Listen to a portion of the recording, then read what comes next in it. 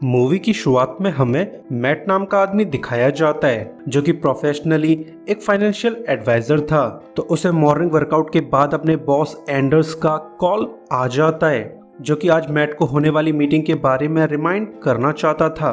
तो मैट जल्दी से ऑफिस जाने के लिए रेडी होने लगता है, पर तभी मैट की वाइफ हेदर उसे रिमाइंड कर देती है कि आज तुम्हें बच्चों को स्कूल ले जाना होगा। जिस बात पर मैट काफी ज्यादा अपसेट था क्योंकि आज उसे एक इम्पोर्टेंट मीटिंग अटेंड करनी थी। साथ ही उसे रास्ते में कई क्लाइंट्स को भी कॉल करने पड़ेंगे, तो वो बच्चों को साथ में ले जाना नहीं चाहता था। जिस बात पर हेदर पूरी तरह से भड़क जाती है, तो मजबूर होकर मैट उसकी बातों को मान जाता है, जो फिर बच्चों को जल्दी से रेडी होने के ऑर्डर्स दे देता है। मगर मैट के बच्चे उसकी जरा भी इज्जत नहीं करते थे। स्पेशली मैट का बेटा जैक उसकी कोई भी बातें नहीं सुनता था, जो मैट को इग्नोर करके खुद ही स्कूल चला जाता है। जिस बात पर मैट काफी ज्यादा अपसेट था। तो मैट अपनी बेटी एमिली को लेकर स्कूल जाने लगता है, मगर न जाने क्यों कार का सिस्टम फेल हो चुका था, जिस बात पर मैट ध्यान नहीं देता है और यही गलती आज उसे भारी पड़ने वाली थी। और फिर जल्द ही रास्ते में उन्हें जैक मिल जाता है, जिसे लेकर ये लोग स्कूल की तरफ जाने लगते हैं। और इसी दौरान मैट को अपने क्लाइंट कार्ल का कॉल आ जाता है, जो कि अब काफी ज्यादा परेशान था क्योंकि कार्ल ने मैट के कहने पर एक स्टॉक में इन्वेस्ट कर रखा था, मगर रातों रात उस स्टॉक के प्राइस 17% गिर चुके हैं, जिस वजह से कार्ल को एक ही रात में 3 मिलियन का लॉस हो चुका था। तो अब कार्ल जल्दी से इन स्टॉक्स को बेचना चाहता है, मगर ऐसा करने से मैट के कमीशन में घाटा पड़ सकता था। तो वो कार्ल को समझाने की कोशिश करने लगता है कि मार्केट ने तो बस मोमेंटरी रिजेक्शन लिया होगा, जल्द ही ये स्टॉक ट्रेंड में चले जाएंगे, जिसकी बातों पर कार्ल भरोसा कर लेता है। और इस बात पर मैट को भी तसल्ली मिल जाती है, मगर ये सब बातें मैट के बच्चे भी सुन रहे थे। तो जैक अपने फादर को टॉन्ट करने लगता है कि आप लोगों से झूठ बोलकर उन्हें ठगते आ रहे हो, जरूर आपको किसी न किसी दिन पनिशमेंट मिलने वाली है। मगर मैट इन बातों पर ध्यान नहीं देता है और तभी कार में एक फोन की घंटी सुनाई देने लगती है, जो कि सरप्राइजिंगली इनमें से किसी का नहीं था। तो मैट कंफ्यूज होकर पिक कर लेता है, जिस पर कॉलर उसे टॉन्ट करने लगता है कि आज तुम लोग बहुत बुरी मौत मरने वाले हो, क्योंकि तुम्हारी कार सीट के नीचे बॉम्ब लगा हुआ है, जो कि तुम्हारे बैठते ही एक्टिवेट हो गया था। मगर मैट को उस बंदे की बातों पर भरोसा नहीं होता है, तो वो बिना हेजिटेशन के कॉल को कट कर देता है। मगर न जाने क्यों मैट को बैड फीलिंग्स आने लगती हैं, तो वो अपनी सीट के नीचे चेकिंग करने लगता है एंड सरप्राइजिंगली उसे वहां पर बॉम्ब मिल जाता है। तो ये सब जानकर मैट काफी ज्यादा डर जाता है, क्योंकि आज तो उसकी कार में बच्चे भी मौजूद थे, तो उसे अपने बच्चों की फिक्र होने लगती है। तो वो घबराते हुए सीट के नीचे के पिक्चर्स लेने लगता है, जिन्हें देखकर मैट को एहसास हो जाता है कि बॉम्ब के ऊपर तो एक फोन लगा हुआ था, जिसे पॉसिबली कॉल करके ट्रिगर किया जा सकता है, जिससे उसकी प्रॉब्लम्स और भी ज्यादा बढ़ जाती हैं। साथ ही अपने फादर को परेशान देखकर बच्चों को भी बैड फीलिंग्स आने लगती हैं, तो वो अपने फादर से सवाल जवाब करने लगते हैं, जिन बातों का मैट कोई भी जवाब नहीं देता है। जल्द ही उस कॉलर का फिर से कॉल आ जाता है, जिस पर वो कॉलर मैट को थ्रेटन करने लगता है कि अगर तुमने कॉल कट की, कार रोकी या पुलिस को कॉल किया तो मैं बॉम्ब को डेटोनेट कर दूंगा। साथ ही बॉम्ब को कार की प्रेशर प्लेट से कनेक्ट किया गया है, जो तुम्हारे उठते ही ब्लास्ट हो जाएगा। तो ये सुनकर मैट काफी ज्यादा घबरा जाता है, क्योंकि आज ऐसा ही इंसिडेंट न्यूज में भी शो हो रहा था, जहां एक बंदे की कार को ब्लास्ट करके उड़ा दिया गया था। पॉसिबली ये काम भी कॉलर ने करवाया होगा। तो मैट मजबूरी में उसकी बात मान जाता है, जहां कॉलर सबसे पहले बच्चों के फोन्स बाहर फेंकने के ऑर्डर्स दे देता है। तो मैट के कहने पर एमिली तो अपना फोन हैंडओवर कर देती है, मगर जैक काफी ज्यादा अड़ियल था, जो अपने फादर के बैक करने पर भी अपना फोन नहीं देता है।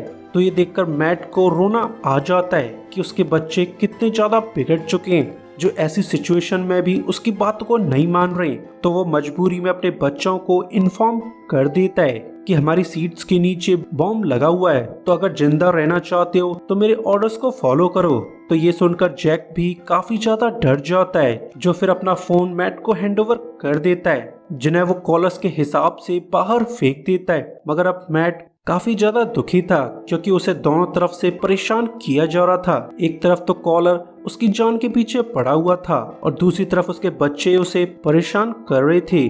जिसके बाद मैट को अपने दोस्त सिल्वेन का कॉल आ जाता है, जो कि मैट की तरह काफी ज्यादा डरा हुआ था क्योंकि उसकी कार सीट के नीचे भी बॉम्ब लगाया गया था। तो सिल्वेन मैट को ब्लेम करने लगता है कि ये सब कुछ तुम्हारी वजह से हो रहा है और आज हम तुम्हारी वजह से मरने वाले हैं। जिस बात पर मैट काफी ज्यादा कंफ्यूज था कि आखिर ये सब क्या चल रहा है। साथ ही सिल्वेन की गर्लफ्रेंड पूरी तरह से पागल हो चुकी थी, जो बस जल्दी से कार से बाहर उतरना चाहती थी। तो सिल्वेन उसे फोर्सफुली रोकने की कोशिश करने लगता है क्योंकि उनके उठते ही कार ब्लास्ट हो जानी थी। मगर ये होशियार लेडी इस बातों पर ध्यान नहीं देती है क्योंकि वो तो बस अपनी जान बचाना चाहती थी।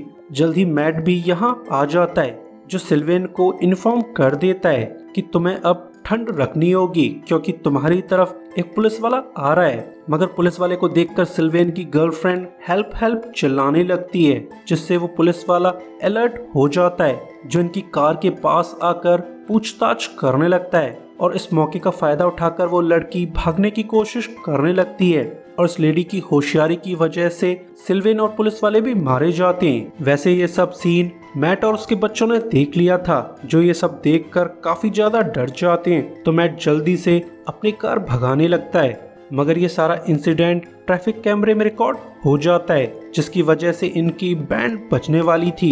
जिसके बाद कॉलर मैट को वार्न करने लगता है कि तुमने मेरी सिंसियरिटी तो देख ही ली होगी, तो बेहतर होगा तुम मेरे सभी ऑर्डर्स को फॉलो करो, वरना सिल्वेन की तरह तुम लोग भी मारे जाओगे। तो मैट कॉलर की इंटेंशंस के बारे में पूछने लगता है, जिस पर कॉलर उसे ऑर्डर्स दे देता है कि तुम्हें अपनी वाइफ हेदर को कॉल करके एटीजी बैंक भेजना होगा, जहां पर तुमने अपना लॉकर खुलवाया हुआ था। तो ये जानकर मैट काफी ज्यादा कंफ्यूज था कि ये बंदा कुछ पैसों के लिए इतने लोगों की जान क्यों ले रहा है। मगर फिर भी वो हेदर को कॉल लगा देता है, जो कि काम पर जाने के बजाय अपने अटॉर्नी से मिलने गई हुई थी क्योंकि वो मैट से डाइवोर्स लेना चाहती है। तो ये जानकर मैट काफी ज्यादा दुखी था, मगर फिर भी वो हेदर को सारा माजरा क्लियर कर देता है, जो अपने बच्चों की खातिर मैट की बात मान जाती है। जिसके बाद मैट न्यूज देखने लगता है, जहां टेररिस्ट अटैक से रिलेटेड न्यूज आने लगी थी, जिसके हिसाब से सिल्वेन के अलावा एक और आदमी ब्लास्ट में मारा गया था। तो ये सब देखकर मैट काफी ज्यादा शॉक था क्योंकि सेकंड पर्सन भी उसी की कंपनी में काम करता था। तो ये जानकर मैट काफी ज्यादा परेशान है क्योंकि कोई कंपनी के टॉप एग्जीक्यूटिव्स को एक एक करके मरवा रहा था। जल्द ही इस केस को इन्वेस्टिगेट करने का काम डिटेक्टिव एंजेला को दे दिया जाता है, जिसके हिसाब से पॉसिबल सस्पेक्ट्स को आइडेंटिफाई कर लिया गया था, जो कि और कोई नहीं मैट टर्नर था, क्योंकि पुलिस ने ट्रैफिक कैमरे से रिकॉर्ड्स को चेक कर लिया था, जिनके हिसाब से दोनों ब्लास्ट का मैट से कनेक्शन है। तो ये सब देखकर मैट काफी ज्यादा अपसेट है क्योंकि कोई उसे फ्रेम करना चाहता है। और इसी समय मैट को हेदर का कॉल आ जाता है, जिसने अब तक सेफ्टी बॉक्स से पैसे निकाल लिए थे। तो मैट कॉलर की इंस्ट्रक्शंस के हिसाब से एटीजी बैंक चला जाता है, जहां पर हेदर उसे पैसे देने वाली थी।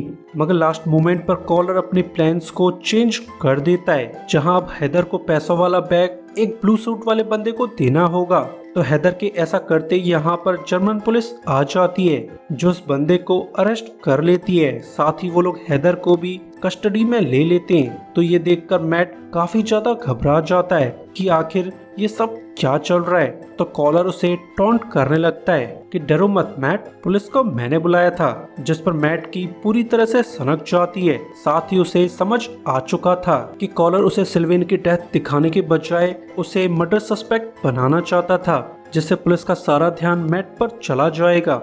ऑब्वियसली वो कॉलर मैट को फ्रेम करना चाहता है, मगर इस सब पर कॉलर ध्यान नहीं देता, बल्कि वो तो मैट को टॉन्ट करने लगता है कि तुम्हें क्या लगता है मैं ये बात नहीं जानता कि तुम और एंडर्स देश छोड़कर भागने वाले थे। जिस बात पर मैट काफी ज्यादा कंफ्यूज था क्योंकि उसने ऐसे तो कोई भी प्लान्स नहीं बनाए हुए थे। तो वो कॉलर मैट को टॉन्ट करने लगता है कि तुम और एंडर्स मिलकर अपने क्लाइंट्स को अच्छे से ठगते आ रहे हो, जहां तुमने पिछले 18 सालों में 208 मिलियन इकट्ठे कर लिए थे, जैसे अब तुम लोग लेकर दुबई भागना चाहते हो। तो ये बात सुनकर मैट काफी ज्यादा शॉक था क्योंकि 208 मिलियन तो उनकी कंपनी का कोलेट्रल फंड है, जिसके बारे में सिर्फ कंपनी के एग्जीक्यूटिव्स को पता होना चाहिए था। तो कॉलर को इस बारे में आखिर कैसे पता चला, जिन बातों पर कॉलर ध्यान नहीं देता है, बल्कि वो तो मैट को उसके बॉस एंडर्स के पास जाने के ऑर्डर्स दे देता है, जिससे मैट को समझ आ जाता है कि पॉसिबली एंडर्स की दुकान के नीचे भी बॉम्ब लगाया गया है, जिसे काम पूरा न होने पर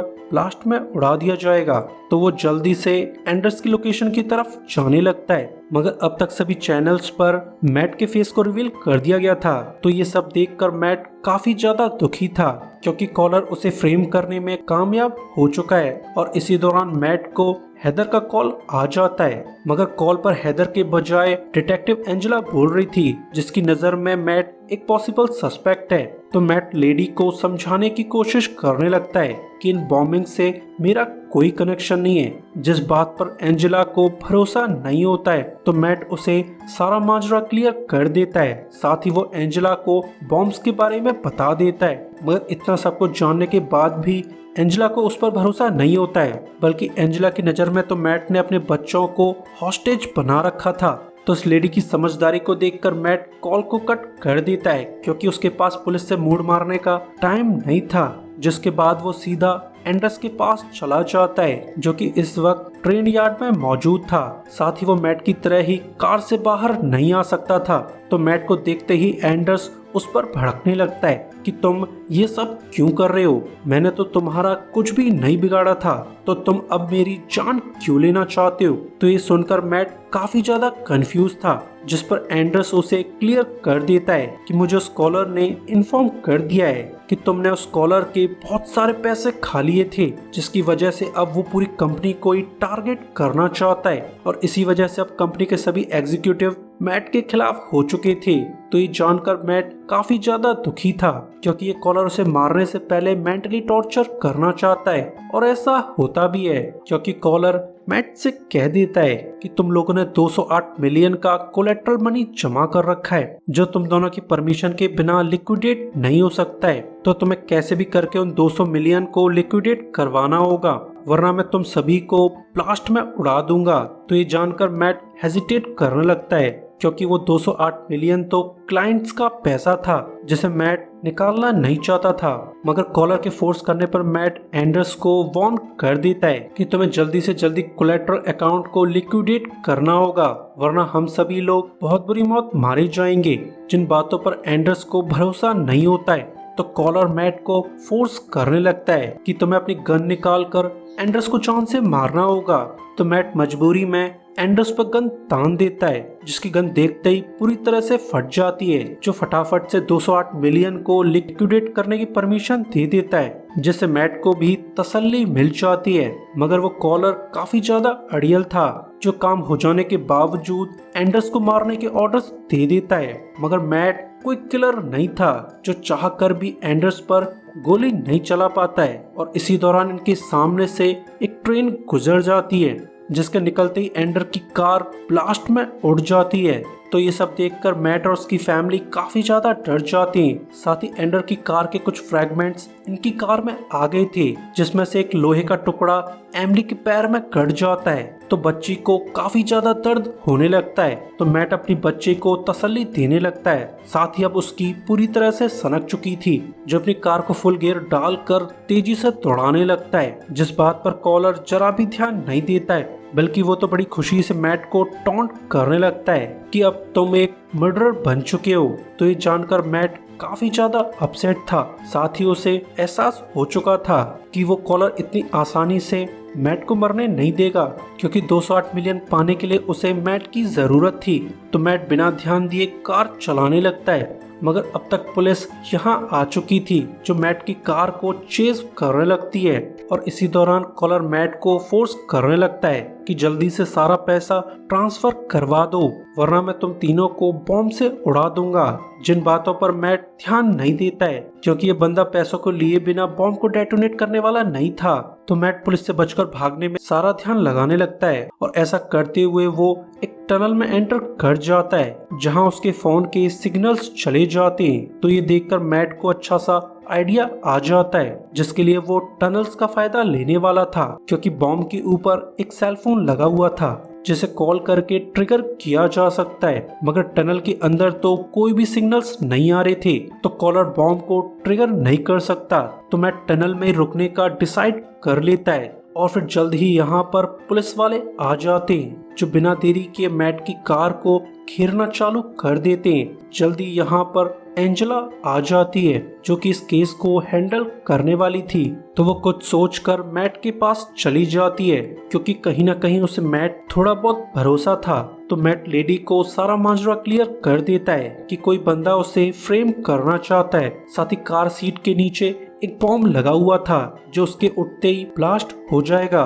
तो फिलहाल के लिए एंजेला मैट पे भरोसा कर लेती है जिसके ऑर्डर्स पे बॉम्ब स्क्वाड कार को स्कैन करने लगता है, जिन्हें स्कैन करने पर पता चल जाता है कि कार डोर्स ओपन करने से कोई भी ब्लास्ट नहीं होने वाला था। साथ ही बच्चों की सीट के नीचे भी कोई भी बॉम्ब नहीं लगा हुआ है, यानी बच्चों को रेस्क्यू किया जा सकता है। तो वो एंजेला के ऑर्डर्स पर कार के डोर्स को डिसमेंटल कर देते हैं। साथ ही वो बच्चों को बचाने में भी कामयाब हो जाते हैं। तो जैक पुलिस वालों को इन्फॉर्म कर देता है कि मेरे फादर बिल्कुल इनोसेंट हैं। तो ये सुनकर मैट को भी तसल्ली मिल जाती है। साथ ही एंजेला को भी एहसास हो जाता है कि मैट ने अपने बच्चों को हॉस्टेज नहीं बना रखा था। तो मैट एंजेला से रियल बॉम्बर को पकड़ने की डिमांड्स करने लगता है, मगर एंजेला फिलहाल के लिए कोई भी डिसीजन लेना नहीं चाहती थी। तो ये जानकर मैट की पूरी तरह से सनक जाती है, जो पुलिस का बैरिकेड तोड़कर यहाँ से भाग जाता है, जिसके टनल से बाहर निकलते ही सेल फोन्स पर सिग्नल आ जाते हैं। साथ ही उसे कॉलर का फोन आ जाता है। तो ये देखकर मैट का गुस्सा और भी ज्यादा बढ़ जाता है, जो सीधा कॉल पिक करके कॉलर को टॉन्ट करने लगता है कि मेरी फैमिली अब बिल्कुल सेफ है, तो क्यों ना अब फेस टू फेस मिल लिया जाए। जिसका ये एटीट्यूड देखकर कॉलर काफी ज्यादा सरप्राइज था, जो मैट को फोर्स करने लगता है कि जल्दी से पैसों को ट्रांसफर करवा दो वरना मैं तुम्हारी कार को बॉम्ब से उड़ा दूंगा। मगर अब मैट उसकी बातों पर ध्यान नहीं देता है, जो कॉलर को धमकी देने लगता है कि अगर तुम फेस टू फेस ना मिले तो मैं पैसों को ट्रांसफर नहीं करूंगा।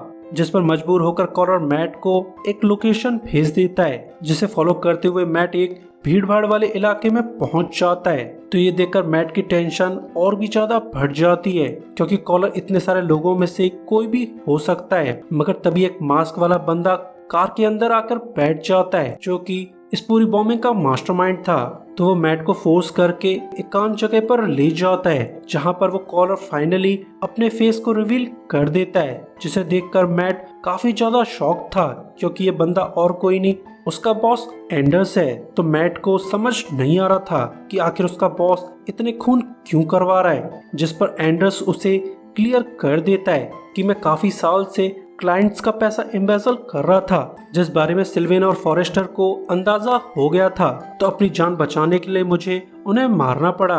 मगर मैट अभी भी काफी ज्यादा कंफ्यूज था, जिस पर एंडर्स उसे क्लियर कर देता है कि मैं राजाओं वाली जिंदगी जीना चाहता था, जिसके लिए मैंने 208 मिलियन यूरो चुराने का डिसाइड कर लिया था। मगर मुझे इस काम के लिए एक स्केपगोट की जरूरत थी और इसी वजह से मैंने तुम्हें फ्रेम किया था। तो ये जानकर मैट को सारा माजरा समझ आ जाता है, मगर वो अभी भी एंडर्स को पैसे ट्रांसफर करना नहीं चाहता था, जो फिर गुस्से में अपनी कार को एक पोल में ठोक देता है, जिससे इनकी कार अल्टी पल्टी हो जाती है। एंड सरप्राइजिंगली मैट का लक काफी ज्यादा अच्छा था, क्योंकि उसकी कार ब्रिज के किनारे पे आकर रुक जाती है, जिसके नीचे से एक नदी जा रही थी। तो एंडर्स को मैट के इरादे समझ आ जाते हैं, जो जल्दी से बॉम्ब को डेटोनेट करना चाहता था। मगर उससे पहले ही मैट सीट बेल्ट खोलकर पानी में जंप लगा देता है, जिसके सीट से उठते ही कार में तगड़ा वाला ब्लास्ट हो जाता है और इस तरह मैट की जान बच जाती है और एंडर्स उसी के बिछाए जाल में फंसकर मारा जाता है। जल्दी यहाँ पर एंजेला और पुलिस वाले आ जाते हैं, जो मैट को जिंदा देखकर काफी ज्यादा रिलीफ थे, क्योंकि अब तक उन्हें बच्चों से पूरी रिपोर्ट मिल चुकी थी कि उनके फादर बिल्कुल इनोसेंट हैं, जिसके लिए मैट पर से सभी चार्जेस हटा दिए जाते हैं। सो गाइस, वीडियो के लिए लाइक और सब्सक्राइब कर दीजिए ताकि हमें आपका सपोर्ट मिलता रहे। तो अभी के लिए good bye, thanks for watching.